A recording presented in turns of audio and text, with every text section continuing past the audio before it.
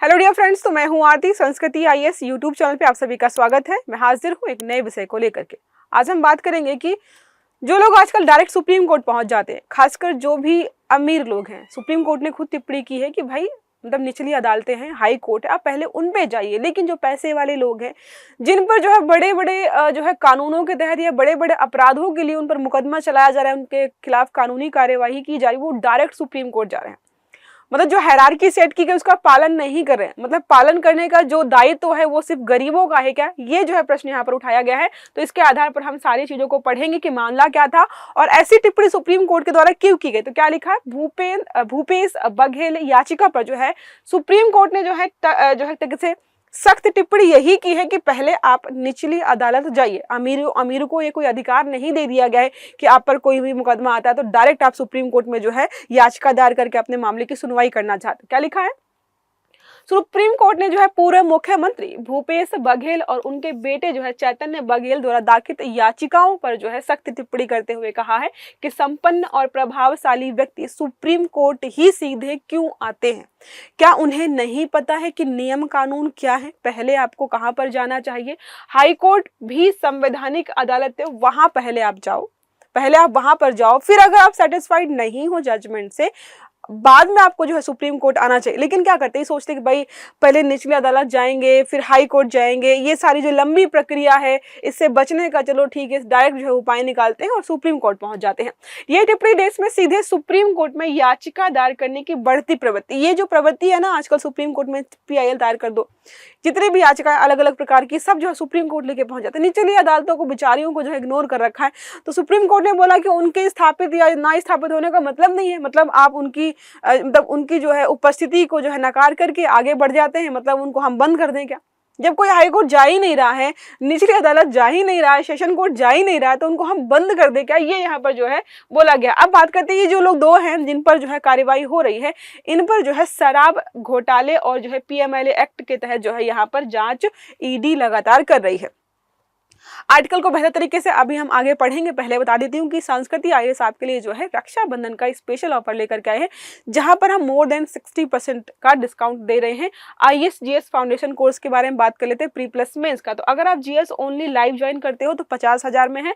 अगर GS only के साथ आप CSET भी लाइव ज्वाइन करना चाहते हो, दोनों का कंबाइंड, तो 55,000 में है। और ऑनलाइन सिर्फ यहाँ पर कोर्स जो आपको मिलेगा ये 40,000 में मिलेगा। सब पर जो है EMI की सुविधा अवेलेबल है। नंबर है 9555124124, या फिर आप विजिट कर सकते हो sanskrithias.com के वेबसाइट पर। अब बात करते हैं मुख्य बिंदुओं पर। सुप्रीम कोर्ट की टिप्पणी हमने पढ़ ली है। सुप्रीम कोर्ट ने यही बोला कि भाई आप पहले निचली अदालत जाइए, हाई कोर्ट को नजरअंदाज मत करिए। अदालत ने यहाँ पर बोला है कि अगर हर इंसान या हर व्यक्ति सीधे सुप्रीम कोर्ट आएगा तो निचली अदालतों का तो महत्व ही खत्म हो जाएगा।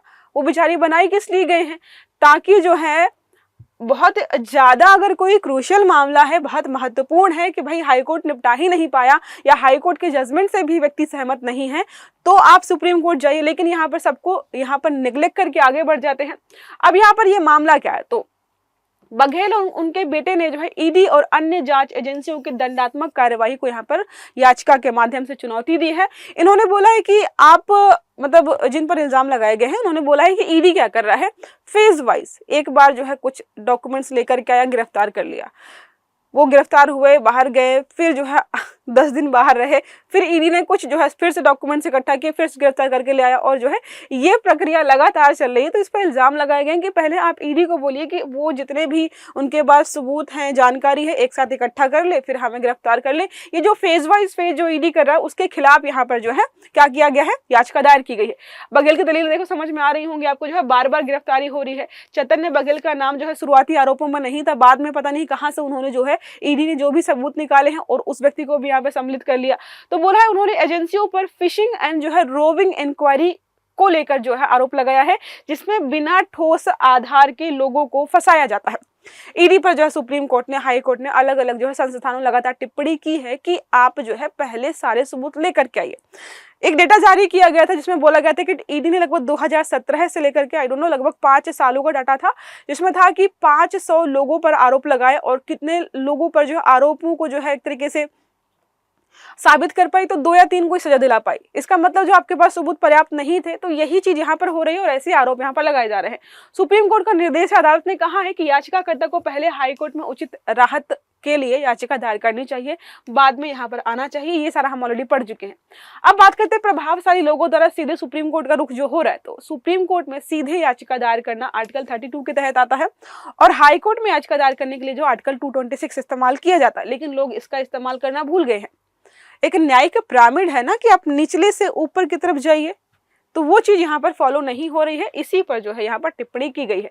संरचना के बारे में बात कर लेते तो हमें पता है सीट्स में सुप्रीम कोर्ट हमारा आर्टिकल 124 से लेकर 147, दूसरे मध्य स्तर पर हाई कोर्ट्स आते हैं हमारे आर्टिकल 214 से लेकर 231, और निचले स्तर की जो भी अदालतें हैं, जिला व सत्र न्यायालय, सेशन कोर्ट्स वगैरह जो भी होते हैं, सीआरपीसी और सीपीसी के तहत इनको स्थापित किया गया है।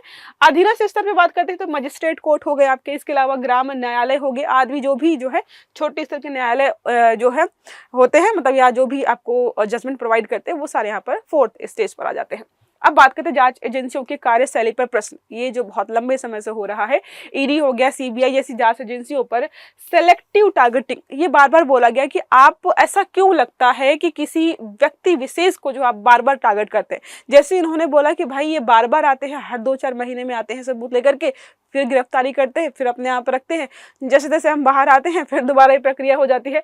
तो बोला है कि जो फेज वाइज आप गिरफ्तारी कर रहे हो, इसको आप बंद कर दीजिए, आप पहले सारे सबूत लेकर के। अब बात करते हैं पीएमएलए एक्ट के बारे में, हम सबने इसके बारे में पढ़ रखा है। पीएमएलए के तहत जो है जांच और गिरफ्तारी में, गिरफ्तारी से पहले जांच एजेंसी के पास पर्याप्त सबूत होना चाहिए, परंतु पूरक आरोप पत्रों का दुरुपयोग यहाँ पर किया जा रहा है।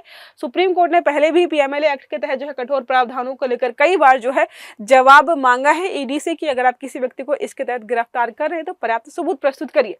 फॉरम शॉपिंग के बारे में बात करते हैं। फॉरम शॉपिंग क्या होती है? अपने लिए अनुकूल न्यायिक मंच का चयन सीधे। शॉपिंग का मतलब क्या होता है कि चलो ये खरीद लेते हैं, ये खरीद लेते हैं, ये खरीद लेते हैं। तो वैसे ही क्या हो रहा है, जो अमीर लोग हैं वहां पर न्याय की शॉपिंग कर रहे हैं कि नहीं हम तो नीचे नहीं जाएंगे, सेशन कोर्ट क्यों जाए, हाई कोर्ट क्यों, चलो ठीक है डायरेक्ट सुप्रीम कोर्ट जाते हैं। तो ये यहाँ पर फॉरम शॉपिंग के नाम से जो है शॉपिंग के नाम से जाना जा रहा है, और इसको बोला है भाई रूल ऑफ लॉ का आप जो है उल्लंघन कर रहे हो। अब पीएमएलए एक्ट 2002 के बारे में यहाँ पर कुछ चीजें जो है जान लेते हैं। तो prevention of money laundering act जो है 2002 में लाया गया था। इस मनी लॉन्ड्रिंग का मतलब समझ रहे हो ना, काले धन या जो सफेद धन, जो भी समस्या है धन संबंधित, तो अवैध धन को वैध रूप में दिखाना, अगर कोई व्यक्ति ऐसा करता है तो उसके खिलाफ यहाँ पर जो है कार्यवाही होती है, जांच होती है। और जांच कौन करता है? तो इन्फोर्समेंट जो है डायरेक्टरेट, जिसको आप अब जो है शॉर्ट में ईडी बोलते हो। धाराएं कौन कौन सी लगती है? तो पहली लगती है मनी लॉन्ड्रिंग अपराध को दंडनीय बनाया गया है, धारा 3 और 4। संपत्ति जब्ती कुर्की वगैरह हो जाती है, तुरंत आपकी जो भी संपत्ति है उसको जो है सेक्शन 5 के तहत जो है ले लिया जाता है। गिरफ्तारी व पूछताछ के अधिकार जो है सेक्शन 19 में बताए गए हैं। विशेष अदालतें लगती है इनके लिए जो है सेक्शन 43 में है। पुनरीक्षण प्राधिकरण के बारे में बात करते हैं तो अपेलाइट जो है ट्रिब्यूनल्स होते हैं, सेक्शन जो है 25 में इसके बारे में बताया गया है। अनुसूची के बारे में बात करते हैं तो अनुसूचित अपराध जिसके अंतर्गत जो है पीएमएलए जो है लागू होता है, पार्ट ABC यहाँ पर बताए गए हैं। दंड के बारे में बात करते हैं तो न्यूनतम 3 वर्ष से अधिकतम 7 वर्ष की सजा होती है, कुछ मामलों में 10 साल की सजा हो जाती है। जुर्माना मतलब कोई 500 करोड़ रुपए का जो है घोटाला कर दे और जो है उसको 3 साल की सजा हो जाती है। दंड के बारे में हमने देख लिया। बेल का प्रावधान यहाँ पर है, 2 कंडीशंस लगती है। सेक्शन 45 के तहत बोलता है कि बेल मिलने से पहले आपको जो है कोर्ट को यह संतुष्ट करना होगा कि आरोपी जो है दोषी नहीं है।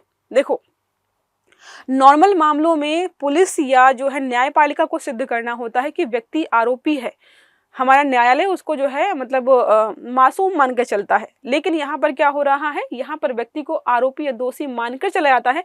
अपने आप को निर्दोष साबित करने का जो है काम किसका है? उस व्यक्ति का होता है जिस पर इल्जाम लगाए गए हैं, उसकी जमानत पर रहने से कोई खतरा नहीं। अब कोई जो है वित्तीय घोटाला कर रहा है तो जमानत पर रहने पे कोई समस्या होती नहीं है। इसी वजह से बहुत सारे लोग जो हैं यहाँ पर जो है घोटाले कर करके विदेशों में भाग गए, क्योंकि उनको जमानत मिल जाती थी आराम से।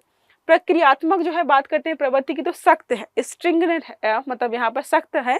इसके अलावा अभियोजन एजेंसी के पास अधिक शक्तियां हैं।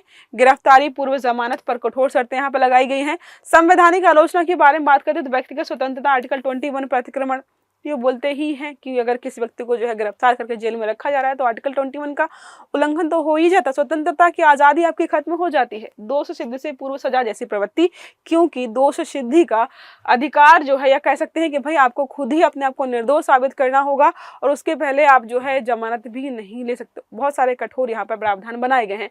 पूर्व अदालती निर्णय, तो समय समय पर जो है सुप्रीम कोर्ट ने अलग अलग निर्णय दिए हैं इससे संबंधित, जैसे है विजय मदन लाल चौधरी केस 2022 का सुप्रीम कोर्ट ने पीएमएलए की कठोरता को बरकरार रखा था, बाद में पुनर्विचार याचिका पर सुनवाई भी की थी। निकेश जो है ताराचंद शाह केस 2017 का है, बेल की ट्विन कंडीशन को असंवैधानिक करार दिया गया था, बाद में संशोधन कर दिया गया। चुनौतियां क्या है यहाँ पर जो है सिलेक्टिव टारगेटिंग का आरोप लगाया जाता है। राजनीतिक दुरुपयोग की शिकायतें ये होती हैं कि जो दल सत्ता में है विपक्षी दलों के राजनेताओं को जो है लगातार गिरफ्तार करते हैं, उन पर जो इस प्रकार के आरोप लगा करके ईडी जांच करता रहता है। ये आरोप लगाए गए हैं।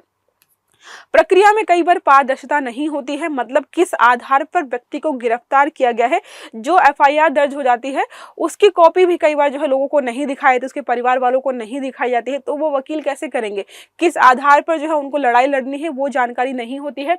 भारतीय प्रासंगिकता के बारे में बात करते हैं तो काले धन, ब्लैक मनी और हवाला रॉकेट में नियंत्रण के लिए इसको बनाया गया था। फिर जो है फाइनेंशियल एक्शन टास्क फोर्स हमारी है, अंतरराष्ट्रीय मानकों के अनुरूप यहाँ पर कार्य करती है। अब देखो एक प्रश्न हमारा है, जैसे आजकल प्रश्न पूछे जाते हैं उसी पैटर्न पर रखा है, तो स्टेटमेंट वाइज है। तो पहला स्टेटमेंट कहता है सुप्रीम कोर्ट ने कहा है कि संपन्न और प्रभावशाली व्यक्ति सीधे शीर्ष अदालत आने लगे हैं, जिससे न्यायिक संसाधनों पर जो है दबाव बढ़ता है। दूसरा यहाँ पर है भारतीय संविधान का आर्टिकल 32 सुप्रीम कोर्ट में जो याचिका दायर करने की बात करता है, केवल गरीब और कमजोर वर्गों के लिए सुप्रीम कोर्ट जाने का विशेषाधिकार है। अब आपको सही आंसर बताना है कि ए और आर दोनों सही हैं और आर जो है ए की सही व्याख्या करता है। ए सही है लेकिन आर गलत है, ए गलत है लेकिन आर सही है, और ए और जो आर दो है दोनों गलत हैं। इसका सही आंसर आपको कमेंट बॉक्स में बताना है। आई होप टॉपिक समझ में आ गया होगा। अगर वीडियो अच्छा लगा तो वीडियो को लाइक करना है, चैनल को सब्सक्राइब करना है, बेल आइकन दबाना है, ताकि जितने भी इस प्रकार के आर्टिकल्स है वो सारे आपको समय पर मिलते रहे। अच्छे से पढ़िएगा। Have a good day. Thank you.